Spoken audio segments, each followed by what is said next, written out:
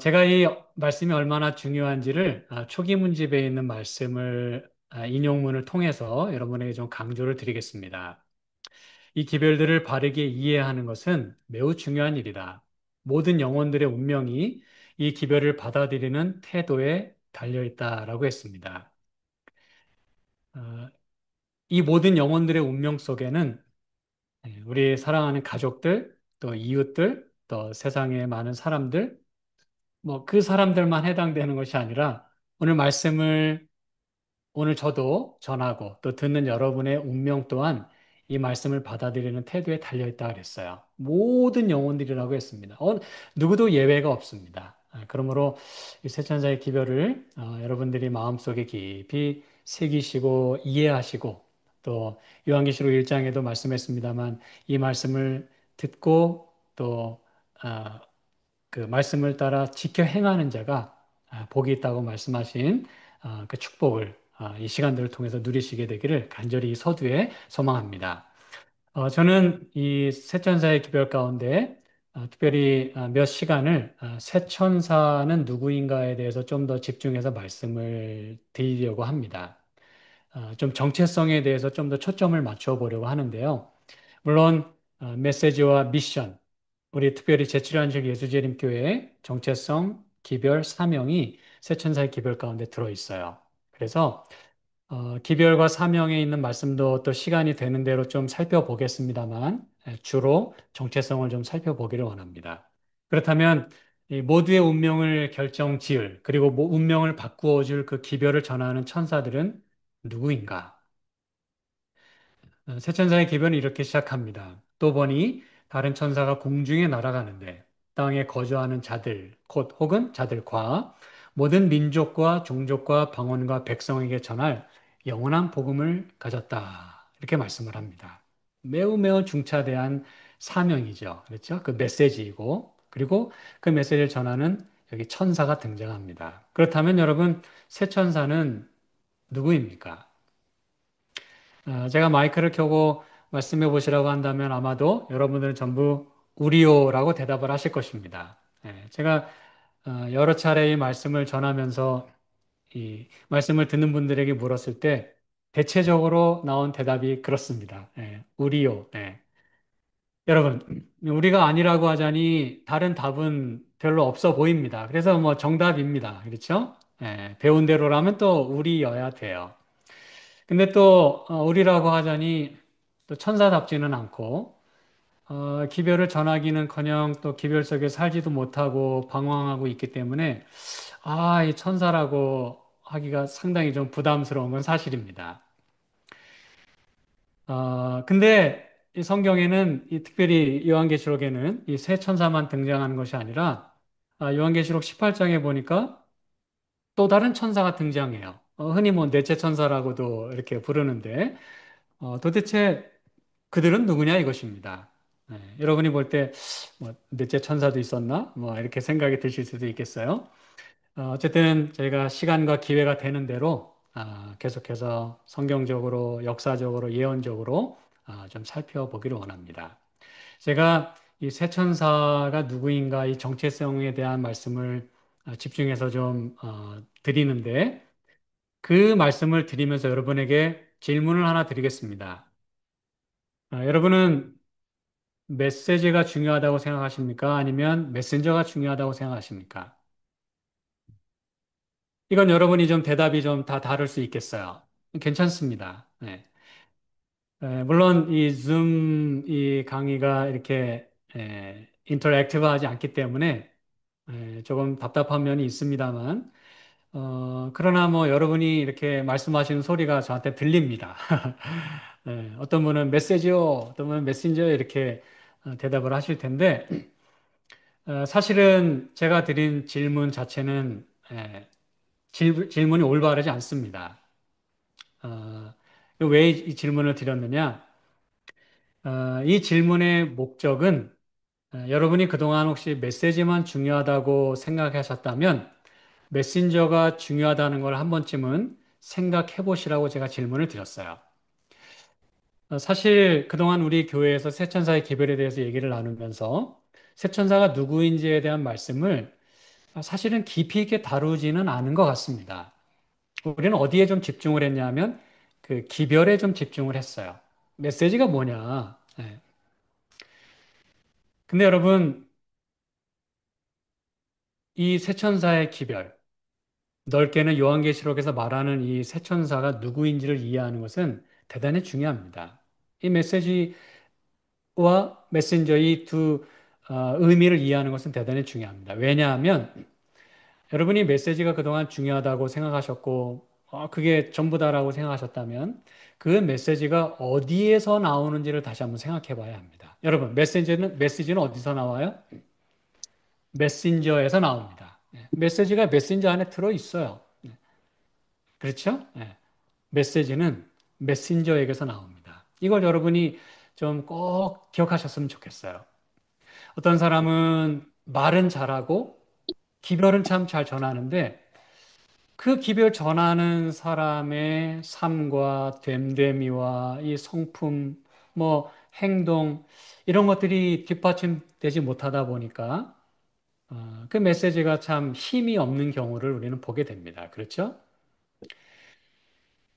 여러분, 이 새 천사를 통해서 기별이 전해지도록 하나님께서 계획을 하셨는데 예, 모든 인류의 운명이 바로 이 메신저가 전하는 메시지에게서 결정이 되기 때문에 여러분, 메신저의 중요성은 매우 매우 크다고 할 수 있겠습니다. 왜냐하면 이 기별을 듣는 사람들이 요한계시록 14장 후반부에 보면 새 천사의 기별이 전해지고 난 바로 다음에 어떤 메시지가 나오냐면 추수하는 얘기가 나와요. 그렇죠? 하나는 곡식 추수로, 하나는 또 포도송이 수확으로 두 가지의 추수가 나옵니다. 그것은 심판하실 시간이 이르렀다고 하는 그 새 천사의 기별을 어떻게 받아들이고 어떻게 거기에 따라 이 반응을 하고 순종했느냐가 그러한 운명을 결정짓는다는 걸 말해주는 거거든요. 그렇죠? 여러분이 뭐 그 추수의 내용이 뭔지 다 아실 거고 또 제가 오늘 거기에 집중하지 않을 거기 때문에 어쨌든 이것은 두 운명을 갈라놓는 것입니다. 그러니 여러분 이 기별을 전하는 우리가 먼저 빛에 충만하고 말씀에 충실하고 또 믿음도 충만하고 사람들에게 오히려 손가락질을 당하는 대신에 그렇죠? 그들의 손을 잡고 구원의 반열에 들어갈 수 있어야 되지 않겠습니까? 그렇죠? 이 한 만선님이 쓰신 책에 보면 이제 과거에 믿음과 신앙이 참 출중했던 많은 분들이 있었고 또 많은 사람들이 과거에 말이죠. 집총 거부도 하고 또 안식일 준수하는 것 때문에 영창도 가고 뭐 믿음의 그런 참 훌륭한 모습을 보여줬던 많은 사람들이 있다는 것을 기록을 했어요. 그런데 그들의 삶의 후반부를 이렇게 관찰해 보니까 어떤 사람은 사기를 치기도 하고요. 어떤 사람도 거짓말도 하고 옹졸하고 베풀 줄도 모르고 이런 모습들을 바라보면서 참, 어, 참 소용없는 일이다라는 그러한 글을 쓴 것을 제가 좀 보게 됐어요. 우리 자신을 좀 돌아보게 하는 말이라고 생각합니다. 여러분, 제가 다시 이제 질문을 드립니다. 새 천사, 그들은 누구입니까? 이 성경 말씀에 다른 천사가 공중에 날아가는데 땅에 거주하는 자들, 그들에게 영원한 복음을 전했다 그랬어요.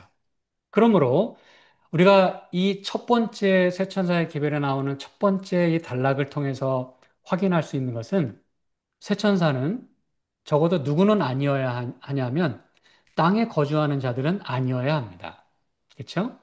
이걸 여러분이 놓치시면 안 돼요. 그러면 땅에 거주하는 자들이 누구인지를 우리가 이 시간에 좀 살펴보게 된다면, 그러면 상대적으로, 세천사는 그런 사람이구나라는 여러분이 분명히 이해하실 수가 있게 됩니다. 그렇죠? 땅에 거주하는 자들은요, 제가 이 특별히 요한계시록에 여러 그 용례가 나오는데, 좀 뭐 하나하나씩 좀 살펴보면서 말씀을 좀 드리도록 할게요. 왜냐하면 여러분이 이걸 이해하는 게 굉장히 중요하기 때문에 그래요.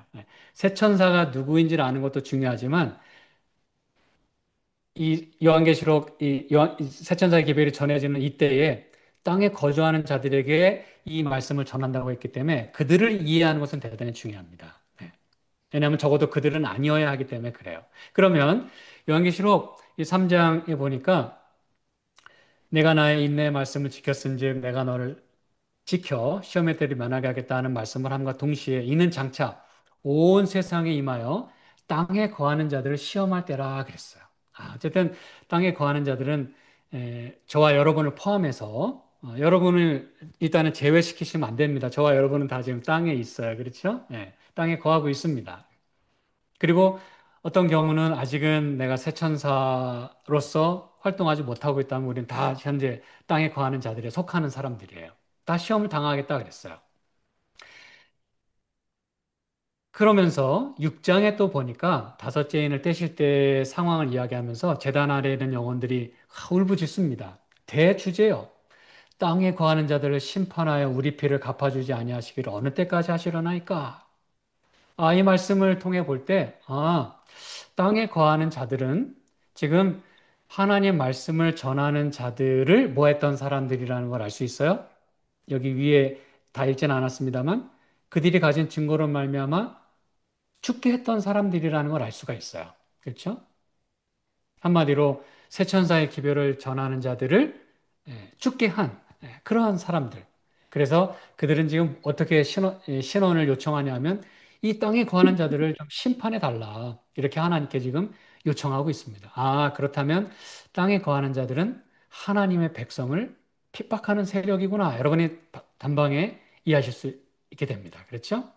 그 다음에 또 8장 13절에 보니까 이게 참 엄청난 말씀이 나옵니다. 땅에 거하는 자들에게 화가 있겠다 그랬어요. 물론 제가 앞뒤 문맥 다 제가 지금 생략하고 말씀드리기 때문에 이게 도대체 어디 나오는 말씀이야? 요거는 다섯째 천사가 나팔 불 때, 또 여섯째 천사가 나팔 불 때, 일곱째 천사가 나팔 불 때 각각 화가 있겠다 그랬어요. 근데 그게 어디에 임한다고 했냐면 땅에 사는 자들에게 임하겠다 그랬어요. 그렇다면 이 땅에 사는 자들은 핍박도 하고 또 이렇게 엄청난 화를 경험할 그런 대상들이구나. 여러분이 이제 이해를 하시게 됩니다. 그렇죠? 그리고 또 11장 10절에 보니까 이 두 선지자가 땅에 사는 자들을 괴롭게 한 거로 땅에 사는 자들이, 땅에 거하는 자들이 그들의 죽음을 즐거워하고 기뻐했다 그랬어요. 여기서 두 선지자는 물론 하나님 백성을 가리키기도 하고 또 하나님 말씀을 가리키기도 합니다. 그렇죠? 네. 근데 이 하나님 말씀이 때로 마치 모세를 보내신 하나님의 말씀이 이 바로의 마음을 강팍하게 한 것처럼 여기도 이 선지자의 말이 땅에 사는 자들을 아주 힘들게 했다 그랬어요. 그렇죠? 강팍하게 했어. 그랬더니 땅에 사는 자들이 그들을 핍박하고 또 죽음을 즐거워하는 그런 대상들로 여기 나와 있어요. 그리고 또 요한계시록 13장에 보니까 여기는 이제 굉장히 많이 나옵니다. 여러분 요한계시록 13장이 어느 배경을 갖고 있고 무슨 내용을 갖고 있다는 걸 여러분이 먼저 염두에 두시면서 이 말씀을 들어보시기 바랍니다. 죽임을 당한 어린 양의 생명책에 창세 이후로 농명되지 못하고 이 땅에 사는 자들은 다 짐승에게 경배하겠다. 아, 그러고 보니까 이 요한계시록 13장의 그 짐승의 이름과 또 우상, 또 표 이런 걸 받는 그렇죠? 이걸 받지 않는 사람들은 다 죽이게 하는 또 매매도 못하게 하는 그러한 그 짐승의 우상과 표와 매우 직접적으로 관련 있는 사람들로 여기 등장합니다. 이 땅에 사는 자들이 다 짐승에게 경배하겠다. 그리고 그들은 하나님의 이 생명책에 농명되지 못한 사람들이다라고 여기서 말씀하고 있어요. 그리고 12절에 보니까 저가 먼저 나온 짐승의 모든 권세를 그 앞에서 행하고 땅과 땅에 거하는 자들로 처음 짐승에게 경배하게 하니 곧 죽게 됐던 상처가 나은 자니라. 땅에 거하는 자들이 여기 보니까 그 짐승에게 다 경배한다 그랬어. 이게 무슨 얘기입니까, 여러분? 하나님 말씀 대신 거짓 안식일이나 또 이상한 그 이적을 보면서 이게 진짠가 봐. 이분이 그리스도인가 봐. 그리고 거기 미혹돼서 따라가는 자들이라 그랬어요. 특별히 여러분 여기 땅과 땅에 거하는 자들이라 그랬잖아요. 이 요한계시록 특별히 땅은 이게 특별히 13장에 있기 때문에 12장에 땅에 대해서 어떤 얘기가 나옵니까? 용과 그의 천사들이 어디로 내어 쫓겼다? 땅으로 내어 쫓겼다. 그래서 땅에는 화가 있겠다 그랬어요. 예. 땅에 거하는 자들에게 매우 어려운 시간이 임하겠다 그랬어요. 예. 그 말씀이 지금 다 이 12장부터 14장, 이게 굉장히 요한계시록에서 중요한 부분이거든요. 제가 이제 나중에 기회 되면 이 structure, 이 구조에 대해서 말씀드리면서 다 보여드릴게요. 이 12장부터 14장까지가 특별히 새 천사의 기별이 들어있는 게 이게 요한계시록 전체의 센터입니다. 예. 이 카이아스 때 구조에서도 그렇고. 자, 또 14절에 보니까 짐승 앞에서 받은 바 이적을 행함으로 땅에 거하는 자들을 미혹하겠다. 한마디로 이들은 아주 쉽게 미혹을 당해요. 왜 미혹을 당하느냐? 뭐가 뭔지 모르니까 미혹을 당하는 겁니다. 그리고 안다 해도 거기에 뿌리를 받고 살지 않기 때문에 흔들리는 거예요. 네. 제가 좀 이따 시편 1편 말씀드리겠습니다만 시냇가에 심은 나무가 그 뿌리를 깊이 받고 거기서 번창해야 되는데 그냥 뭐 바람에 난 겨처럼 그냥 막 흔들흔들 거리는 거예요. 예. 이게 딱 그 얘기입니다, 여러분. 땅에 거하는 자들에게 짐승을 왜 우상을 만들라? 결국 땅에 거하는 자들이 말이죠. 여러분이 이제 잘 보시다 보면 뭘 이해하시게 되냐면, 땅에 거하는 자들이 처음에는 뭐 이렇게 미혹도 당하고, 이렇게, 이렇게 경배도 하고, 그러면서 이제 이렇게 휩쓸려 다니는 사람들이다가, 나중엔 여러분 이들이 어떤 일을 하게 되냐면, 이 짐승을 해서 우상을 만드는 사람들이 또 됩니다, 여러분.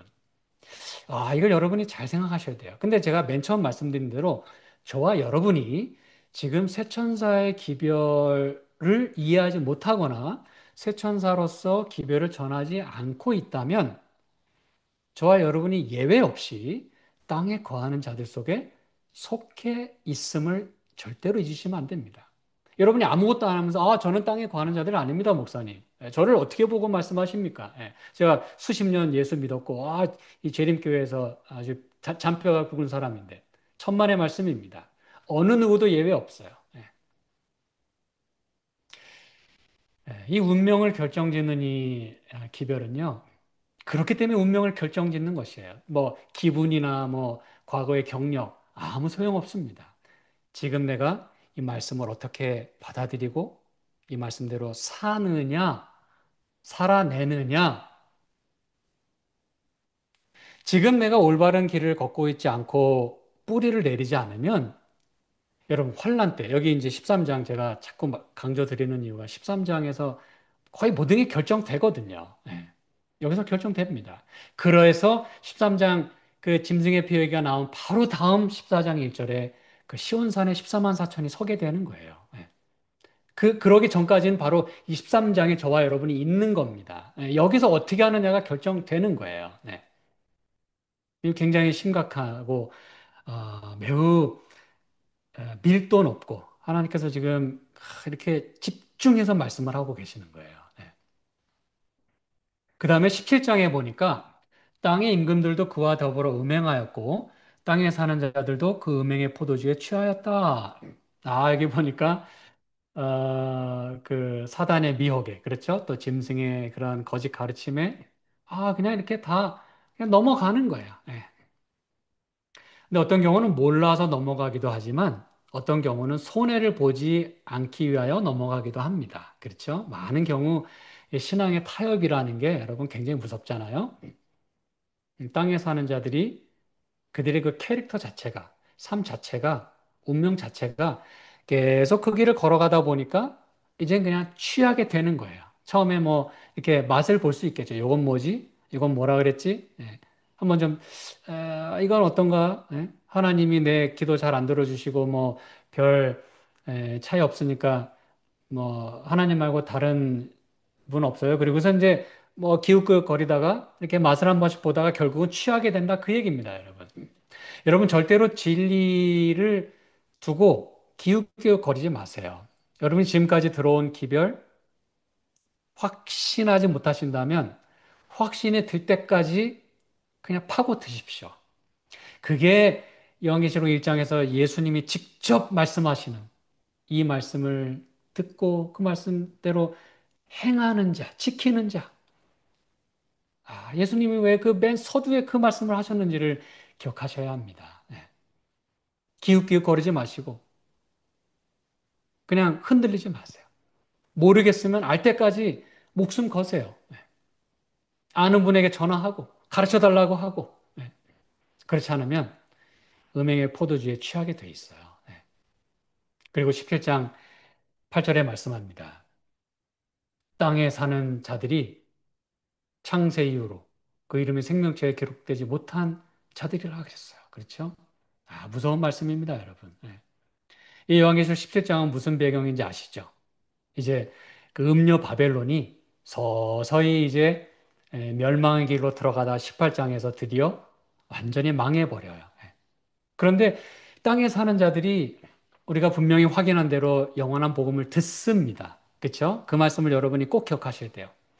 그 다른 천사가 공중에 날아가는데 땅에 거하는 자들에게 전할 영원한 복음을 가졌더라. 그 말씀을 아직은 들을 기회가 있고 들어서 변화하고 돌이키고 회개할 기회가 아직은 있다는 걸 말해주는 거거든요. 그걸 우리가 감사해야 합니다. 그러나 그 말씀을 어떻게 우리가 취급하는지가 결국 이 망해야 할 용과 짐승과 거짓 선지자, 그렇죠? 요한계시록에 나오는 그 삼중 세력, 하나님의 이 삼위일체를 이렇게 모방해서 거짓으로 따라하는 그 삼중 세력, 그 삼중 세력이 망할 때 따라 망하겠다 그랬어요. 저와 여러분이 거기 동참해야 될 필요가 없잖아요. 그렇죠? 자, 저는 이제 이들이 누구인지를 제가 여러분에게 시편 1편에 있는 말씀을 통해서 좀 조명해 드리도록 하겠습니다. 여기 땅에 거하는 자들. 제가 참고로 말씀드리면 제가 이제 좀 이따 또 말씀드리겠습니다만, 이 땅에 거한다. 그 거한다고 하는 게 이제 그 sit, 이제 앉는다. 그 의미가 있거든요. 그걸 여러분이 이제 지금 염두에 두시면서 제가 좀 이따 다시 한번 말씀드릴 거예요. 시편 1편에 있는 말씀을 제가 여러분에게 좀 소개해 드릴게요. 특별히 이제 1절에 있는 말씀 다 뒤에 중요합니다만 복 있는 사람은 악인의 꾀를 좇지 아니하며 죄인의 길에 서지 아니하며 오만한 자의 자리에 앉지 않는다 그랬어요. 그러나 여호와 율법을 즐거워하고 율법을 주야로 묵상하는 자가 복 있는 자다. 그리고 그들이 여기 시냇가에 심은 나무처럼 흔들리지 않고 그렇죠? 악인은 바람에 나는 겨와 같고 그리고 하나님께서 이 의인의 길을 인정하시지만 악인의 길은 망하겠다고 한 바로 그 복 있는 자 여호와 율법을 즐거워하는 하나님의 계명을 지키고 여호와의 이 예수의 증거를 가진 자 남은 자들 그들은 누구냐?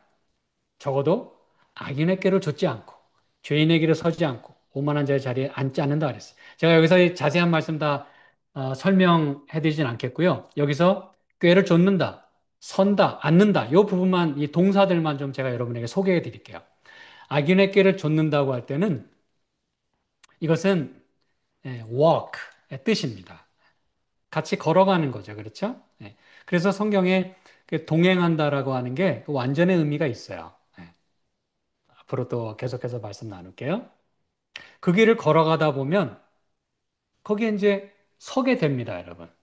그렇죠? walk, stand. 그러다가 결국은 그 자리에 주저앉는다는 걸 말하는 거예요. 내가 어디를 누구와 함께 걸어가느냐가 어떤 길에 서느냐를 결정하고 어떤 길에 서느냐가 내가 어디에 주저앉게 되느냐를 결정짓게 된다는 것이에요. 그럼 이게 무슨 얘기냐? 왜 제가 땅에 거하는 자들 얘기하면서 왜 이 말씀을 드리냐? 찾지는 않겠습니다만 이 계시록 18장 7절에 보면 이 큰 음녀 바벨론이 뭐라 그러냐면 이제 곧 망하게 될 그 존재가 말이죠. 뭐라고 계속 떵떵거리냐면 나는 여왕으로 앉은 자다 이렇게 주장을 합니다. 여왕으로 앉았다 얘기합니다. 여러분, 그 음녀가 맨 처음에는 정결한 여인이었다는 걸 알고 계시죠? 그렇죠? 요한계시록에 나오는 여인은 딱 하나입니다. 그런데 그 정결한 여인이 타락하게 됐을 때 어디까지 갈 수 있는지를 성경은 보여주는 거예요. 그리고 성경은 많은 사람들이 그렇게 타락하게 되겠다. 그 거짓 선지자의 부류에 들어가겠다. 여기서 말하는 대로 땅에 거하는 자들이 돼서 우상을 만들게 되고 미혹을 받게 되고 예. 아, 그럼 여러분 이 walk, stand, sit 이게 그럼 뭘 의미하는지 아시겠죠? 내가 무엇을 생각하고 누구와 함께 동행하느냐 그게 나의 행동을 결정짓습니다. 그렇죠? 생각이 우리의 행동을 결정짓고 그 행동은 결국 우리의 습관을 꼴짓게 되는 거예요. 그게 바로 walk, stand, sit입니다. 이 성경은 시편 이 성경의 가장 센터, 심장의 맨 첫 번째 서론이자 결론이자 가장 중요한 이 시편 1편 그것도 1절에 가장 중요한 말씀을 하고 계세요. 에녹이 하나님과 300년간 동행했다는 말은 이게 워크라는 말이 동행이라는 말이거든요. 예, 할라크, 예, 히브리어로.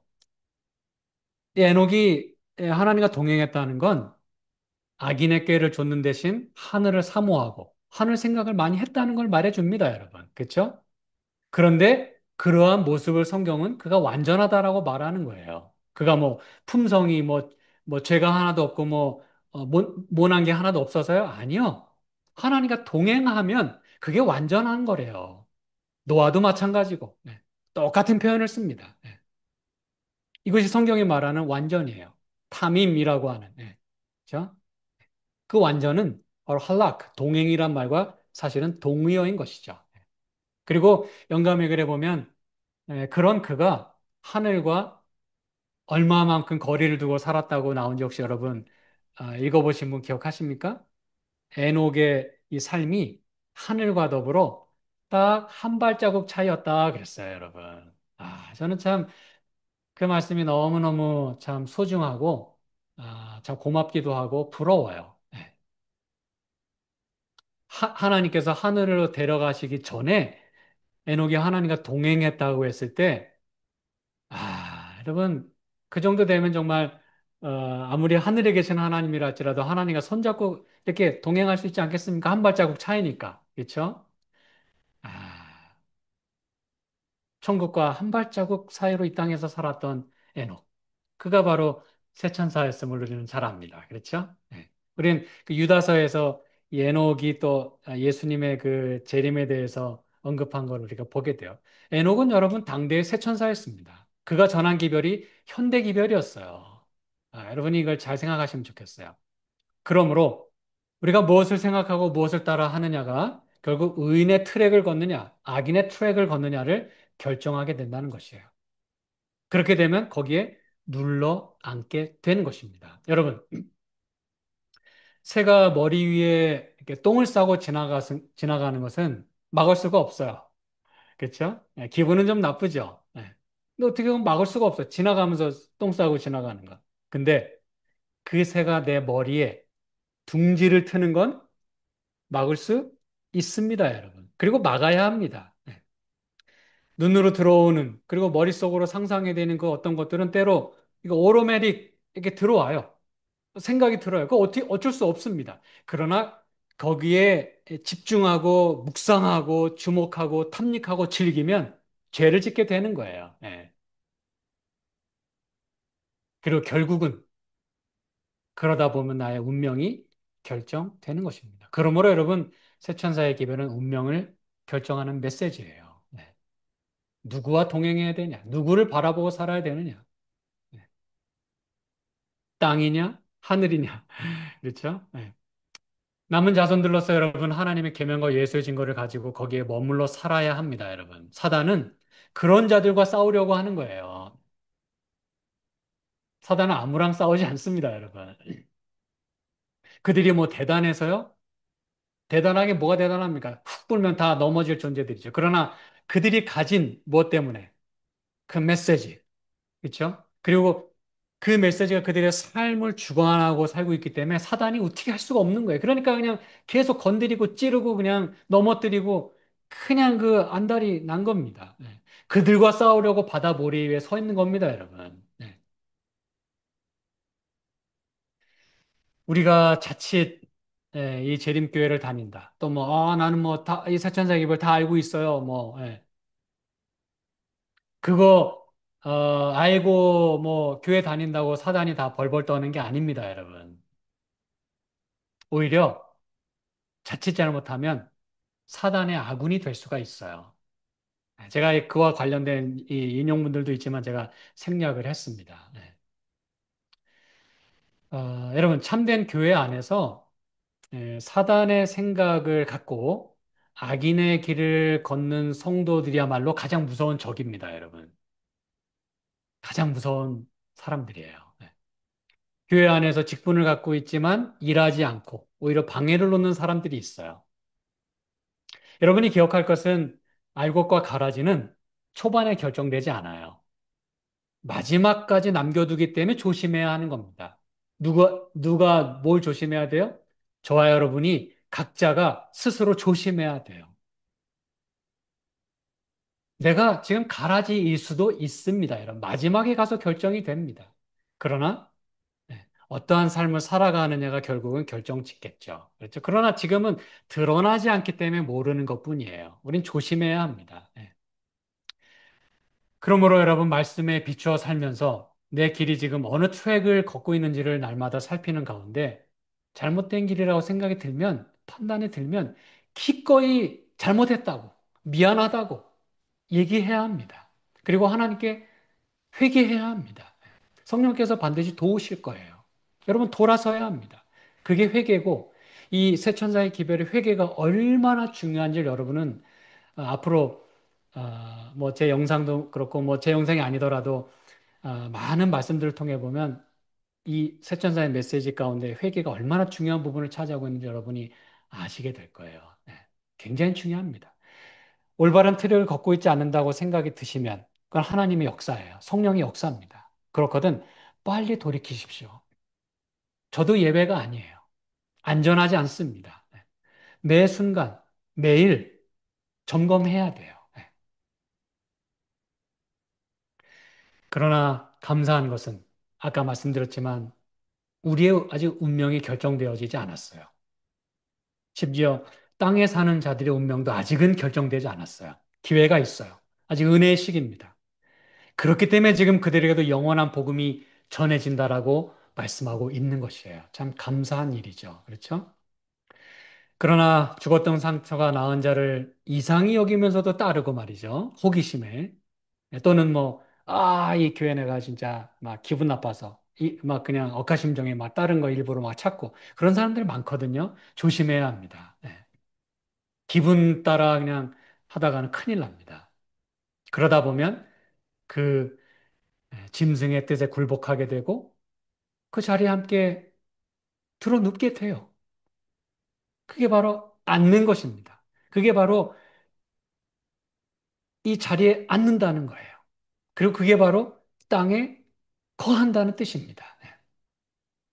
그리고 제가 찾지는 않습니다만 이 아까 요한계시록 17장 제가 말씀드렸잖아요. 거기에서 그 음료가 어디 위에 있다고 얘기합니까? 붉은빛 짐승을 탔다라고 기록하고 있어요. 3절에. 붉은빛 짐승을 탔다. 그 탔다라는 말은 앉는다는 말과 똑같은 말입니다. sit. 무슨 얘기인지 아시겠습니까, 여러분?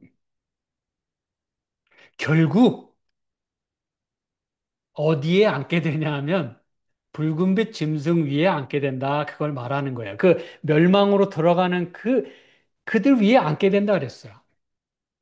그 위에 앉는다는 말은 짐승이 하라는 대로 하는 하수인이 된다. 그 뜻입니다. 운명도 같이 하게 되고 그냥 하라는 대로 하게 되는 존재가 된다는 거예요. 여러분이 붉은빛 짐승을 뭐 핸들 하시겠어요? No way. 붉은빛 짐승이 여러분 다 해집고 다닐 거예요. 그 위에 앉아가지고 그냥 같이 그러다 끝나는 것입니다.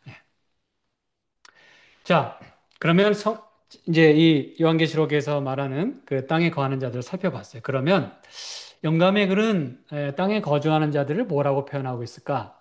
이 시대소망에 이렇게 직접적으로 표현한 것을 제가 여러분에 보여드립니다. 이 땅을 그들의 거처로 삼은 자들이다라고 정의를 내려주고 있어요.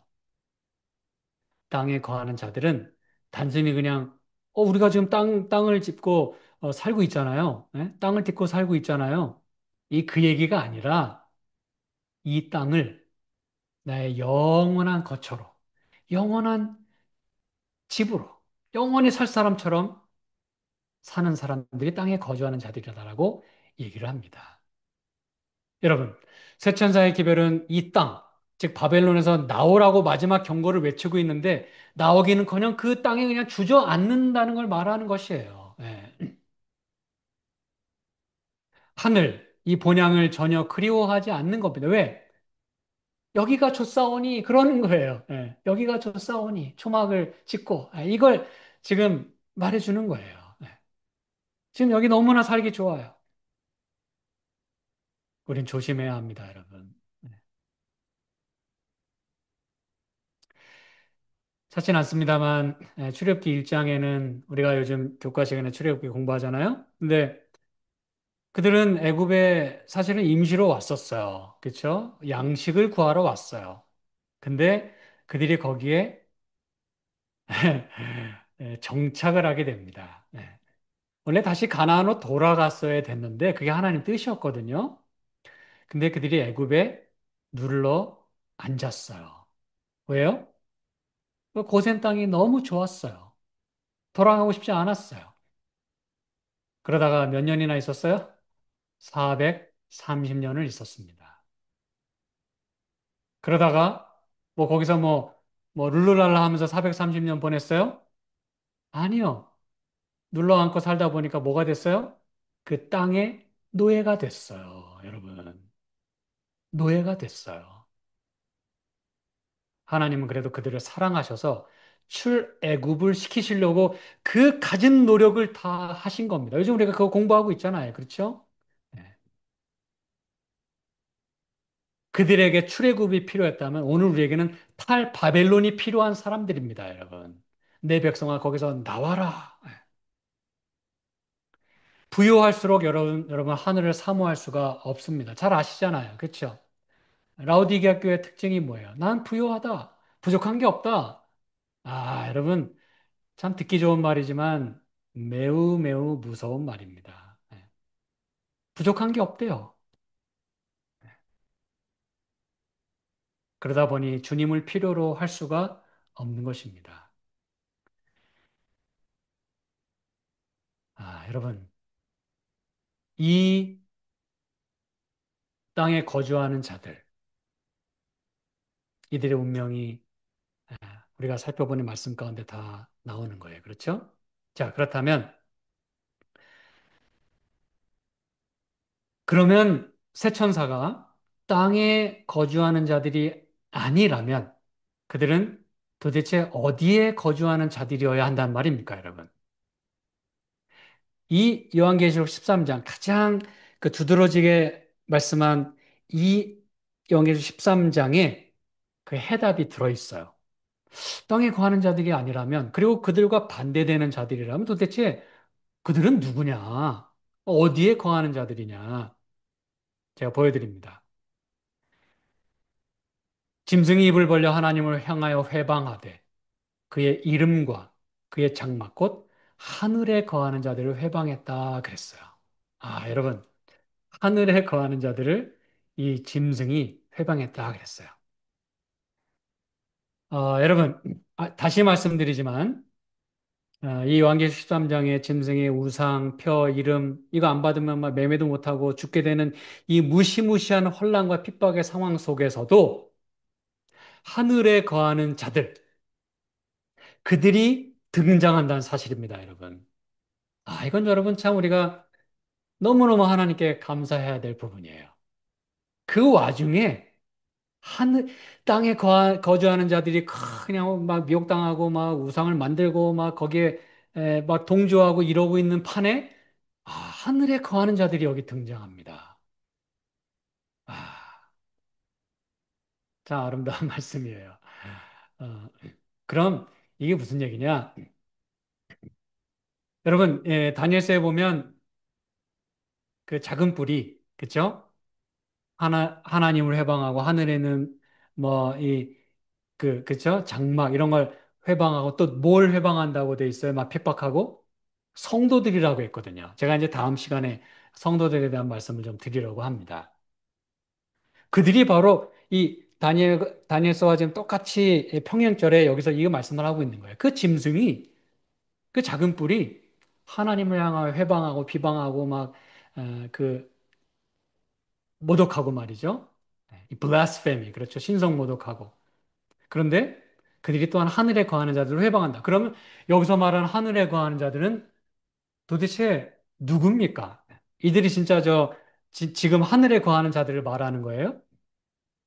여러분, 그 작은 뿔이 어떻게 지금 하늘에 거하는 자들을 회방합니까? 여러분, 말도 안 되죠.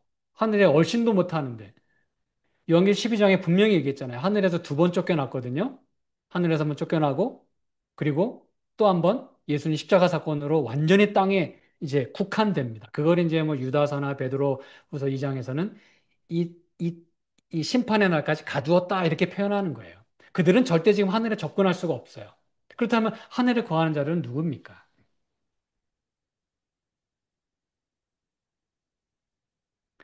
이건 단순히 땅에 거하는 것과 반대로 하늘에 거한다는 것이 아니라 그의 이름과 그의 장막이 되어야 함을 말해주는 것입니다. 이게 무슨 얘기냐? 그 New English Translation 참 좋은 성경 번역이거든요. 여러분 기회가 되신다면 성경을 자주 보시면 도움이 됩니다. 최근에 나온 성경이기도 하고 아주 그 원어에 가까운 성경 가운데 하나인데 여기 보면 짐승이 그의 입을 벌려서 하나님을 대항해서 신성 모독을 했다라고 얘기하면서 뭘 회방하냐 하면 both his name and his dwelling place. 그의 이름과 그의 거하는 장막을 회방했다 그랬어. 근데 that is 즉 우리말로도 곧이라고 잘 번역을 했어요. Those who dwell in heaven. 하늘에 거하는 자들을 회방했다 그랬어요. 만약에 그 하늘에 거하는 자들이 진짜 하늘에 있는 게 아니고 이 땅에 사는 자들이라면 다니엘서에서 평행 구절이라면 성도들이라고 했잖아요. 근데 중요한 건 뭐냐면 그들이 하늘에 거하는 자들이 참 감사하게 여기 엄청나게 뭐라고 말씀했냐면 그의 이름과 그의 장막이라고 얘기하고 있어요. 곧 하늘에 거하는 자들이라고 얘기했습니다. 이건 하나님의 이름이 있고 하나님께서 거하시는 삶을 산다는 걸 말해주는 거예요, 여러분. 단순히 이 땅에 거하는 걸 뭐 혐오하고 싫어한다고 되는 게 아니라 적극적으로 하늘이 내 삶에 임하는 삶을 말하는 것이에요. 찬미 가사도 있잖아요. 주님이 함께 계시니 그곳이 천국대도다. 그렇죠? 주님이 함께 거하시는 이게 장막이란 뜻이거든요. 주님이 함께 거하시는. 그래서 그 여기 거한다는 말은 땅에 거한다는 말하고 또 단어가 달라요. 땅에 거한다는 것도 물론 여기를 영원한 거주로 삼고 sit, 완전히 주저앉는다는 걸 말하지만 여기 거한다는 말은 구약의 그 샤칸, 많이 들어보셨죠? 쉐키나, 그 성소에 거하시는 하나님의 그 임재를 가리키는 말이에요. 그럼 이게 무슨 얘기인지 아시겠죠? 이 땅에 살지만 하나님이 거하시는 삶, 나를 그분의 거처로 삼는 삶, 하나님께서. 그리고 구약의 성소가 거할 성소가 그렇죠?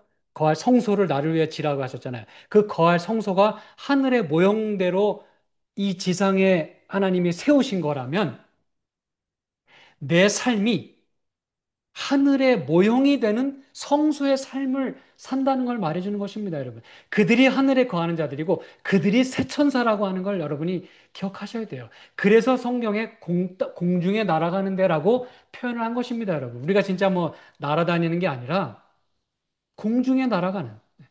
그러면서 땅에 거하는 자들에게 기별을 전하는데 그들은 누구냐? 하늘의 삶이 나의 삶에 그대로 모형이, 원형이 되는 삶. 나는 그 하늘의 삶의 모형의 삶. 옛날 그 복음성가 가사도 있잖아요. Heaven came down and glory filled my soul. 들어본 적 있으시죠? 하늘 영광 내 마음에 넘치네. Heaven came down and glory filled my soul. 하늘이 나에게 임하고 그분의 영광이 나의 삶을 꽉 꽉 채우는. 아, 이게 바로 여러분 제가 이제 다음 시간 계속해서 말씀드릴 새천사의 모습이기도 한 것입니다. 사단은 여러분 그런 사람을 건드리는 거예요. 그런 사람과 더불어 싸우려고 이 난리를 치는 것입니다, 여러분. 이런 사람들을 사단은 회방하는 거예요. 네. 그러므로 복음을 전하시다가 좀 어려움을 당하시거든 사단이 날 넘어뜨리려고 하는구나 라고 기꺼이 웃음으로 또 하나님께 감사하는 마음으로 우리가 잘 이겨냈으면 좋겠어요. 그리고 여러분 그분의 이름이 있다는 것은 이 계시록 14장 1절, 그죠? 13장 마지막 절에 지금 우상표 이거 나오다가 바로 그 다음 절 14장 1절에 새 천사의 기별대로 산 자들이 시온산에 서잖아요. 그렇죠? 그들이 이마에 뭐가 있다 그랬어요? 아버지의 이름과 어린 양의 이름이 있다 그랬어요. 여기 다시 보여드립니다. 그의 이름과 그의 장막이 있는 자라고 했잖아요. 그렇죠? 바로 그 14장 1절에 하나님의 이름이 있는 그런 삶을 말하는 거예요. 이마에 짐승의 이름이나 표를 받는 대신 목숨을 걸어서라도 하나님의 이름을 나의 그 생각에 두는 이마라고 하는 건 우리의 생각이잖아요. 마음이잖아요. 그렇죠? 그래야 우리가 하나님의 인을 받는 거예요, 여러분. 예. 거저되는 게 없습니다. 계시록 6장에 의하면 이것 때문에 그들이 죽임을 당하는 거예요. 아까 우리가 살펴봤잖아요. 하나님의 계명과 저희가 가진 증거로 인해서 그들이 죽임을 당했다 그랬어요. 이들이 바로 성경이 말하는 새 천사인 것입니다. 저는 이제 오늘 제가 말씀을 마무리하면서 그래서 여러분 이 기별자들 새 천사는 공중에 날아간다 그랬어요. 그래서 우리는 차별이 아닌 구별된 삶을 살아야 할 것입니다. 네. 구별되어야 돼요. 세상엔 있지만 예수님의 기도 속에도 말씀했지만 세상에 있더라도 세상에 속하지 않은 그러면서도 하나님의 마음을 품고 세상을 감화시키는 저와 여러분의 삶이 되기를 이제 간절히 소망하면서 말씀을 마치겠습니다.